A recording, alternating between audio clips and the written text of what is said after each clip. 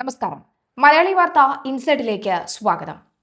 ഉയർന്നു വന്ന ആന്റണി രാജുവിന്റെ ഷഡ്ഡി കേസിനെ മറയ്ക്കാനായിട്ട് നമ്മുടെ വി.ഡി. സതീശനെതിരെ ഒരു അടവ് പയറ്റാൻ നോക്കിയ മുഖ്യമന്ത്രി പിണറായി വിജയൻ അമ്പേ പാളി പരാജയപ്പെട്ട് തോറ്റമ്പി ഒരു മൂലയിൽ കുത്തിയിരിക്കുകയാണ്. വലിയ കോൺഫിഡൻസോടുകൂടി മുഖ്യമന്ത്രി രമേശ് ചെന്നിത്തലക്കിട്ടും അതുപോലെ തന്നെ അതിനേക്കാൾ ഉപരി വി.ഡി. സതീശനിട്ടും അടിച്ചവിടെ റെഡിയാക്കി റൊട്ടിയാക്കാമെന്ന് വിചാരിച്ച മുഖ്യമന്ത്രിക്ക് പണി പാളിയെന്ന് പിന്നീടാണ് മനസ്സിലായത്. അധിക സമയമൊന്നും പോകേണ്ടി വന്നില്ല. മണിക്കൂറുകൾക്കകം തന്നെ കാര്യങ്ങൾ കീഴ്മേൽ മറിയുന്ന സാഹചര്യമാണ് ഉണ്ടായത്. നിയമസഭാ തെരഞ്ഞെടുപ്പിന് തൊട്ടു മുൻപ് പ്രതിപക്ഷ നേതാവ് വി.ഡി. സതീശനെ CBIക്ക് കൊണ്ട് കുടുക്കി രാഷ്ട്രീയമായി തളയ്ക്കാനുള്ള പിണറായി സർക്കാരിന്റെ നീക്കം പാളി. ഇത്തരം നീക്കങ്ങൾ CPM-നും പിണറായി സർക്കാരിനും തന്നെ തലവേദനയായി മാറുകയാണ്. പുനർജനി ഭവന പദ്ധതിയുമായി ബന്ധപ്പെട്ട സതീശനെതിരെ കേസെടുക്കാൻ മതിയായ തെളിവുകളില്ലെന്ന വിജിലൻസ് റിപ്പോർട്ട് തന്നെ വ്യക്തമായതോടുകൂടി സർക്കാരിന്റെ രാഷ്ട്രീയ പകപോക്കൽ ആയുധം ഈ തുരുമ്പിച്ച അവസ്ഥയിലേക്ക് എത്തി. ആന്റണി രാജു പ്രതിയായ ജട്ടിക്കേസ് രാഷ്ട്രീയ ചർച്ചകളിൽ നിന്ന് മറയ്ക്കാനാണ് പെട്ടെന്ന് സതീശനെതിരായ നീക്കം സജീവമാക്കിയതെന്ന ആരോപണം ഇതോടെ ശക്തമായി.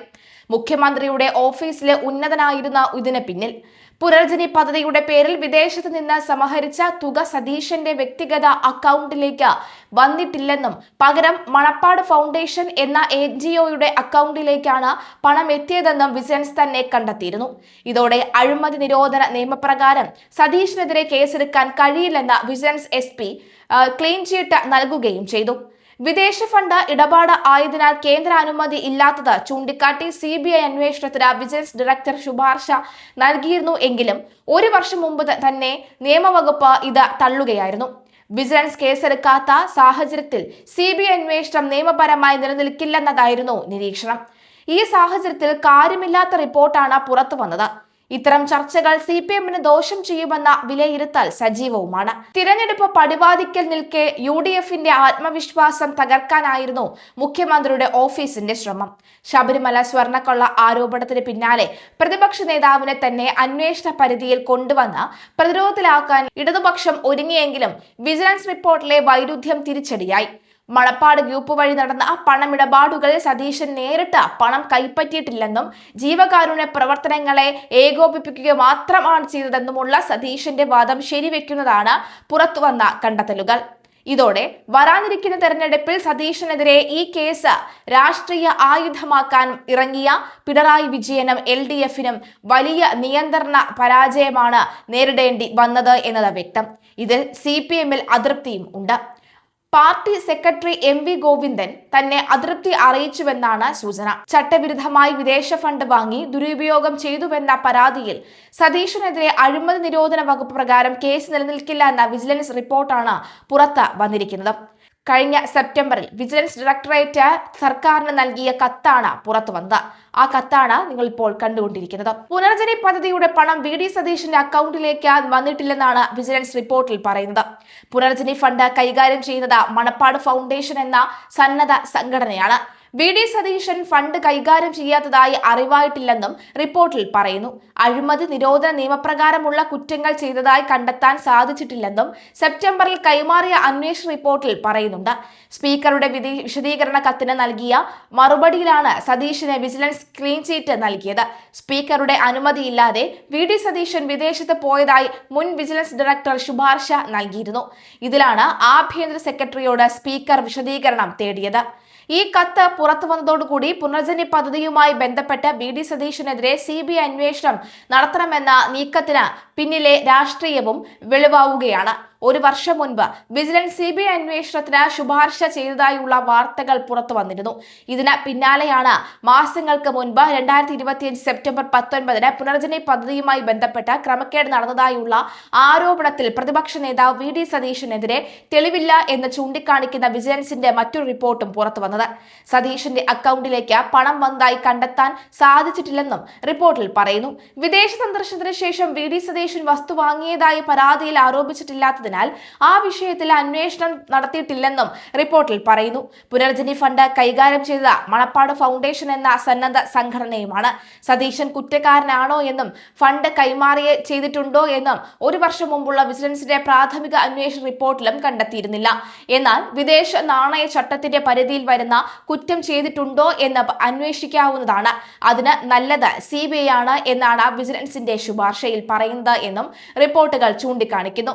നേരത്തെ പുനർജനി പദ്ധതിയുമായി ബന്ധപ്പെട്ട ക്രമക്കേട് നടന്നതായുള്ള ആരോപണത്തിൽ VD സതീശനെതിരെ CBI അന്വേഷണം വേണമെന്നും വിജിലൻസ് ശുപാർശ മുഖ്യമന്ത്രിക്ക് കൈമാറിയതായാണ് വാർത്തകൾ പുറത്തുവരുന്നത്.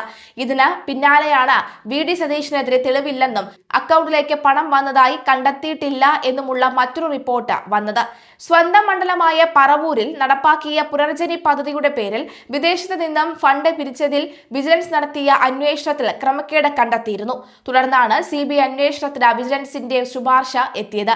FCRA നിയമത്തിന്റെ ലംഘനം, സ്വകാര്യ സന്ദർശനത്തിനായി കേന്ദ്ര സർക്കാരിൽ നിന്ന് അനുമതി നേടിയ ശേഷം വിദേശത്ത് പോയി ഫണ്ട് സ്വരൂപിച്ചതും അത് കേരളത്തിലെ അക്കൗണ്ടിലേക്ക് എത്തിച്ചതിലെ നിയമലംഘനം എന്നിവ ചൂണ്ടിക്കാട്ടിയാണ് CBI അന്വേഷണത്തിന്റെ ആവശ്യകതയിലേക്ക് വിജിലൻസ് ശുപാർശ ചെയ്തിരിക്കുന്നത്. FCRA നിയമം 2010 സെക്ഷൻ 3(2)A പ്രകാരം CBI അന്വേഷണം നടത്തണമെന്നാണ് വിജിലൻസിന്റെ ശുപാർശ. കേരള നിയമസഭയുടെ റൂൾ ഓഫ് പ്രൊസീജിയേഴ്സിലെ അനുബന്ധ 2 റൂൾ 41 പ്രകാരം നിയമസഭാ സാമാജികൻ എന്ന തരത്തിൽ നടത്തിയ നിയമലംഘനത്തിന് സ്പീക്കർ നടപടി സ്വീകരിക്കണമെന്നും വിജിലൻസ് ശുപാർശ ചെയ്തിട്ടുണ്ട്. ഇതും ഗൗരവമുള്ള വിഷയമാണ്. MLA സ്ഥാനത്തിന് അയോഗ്യത വരെ വരാം.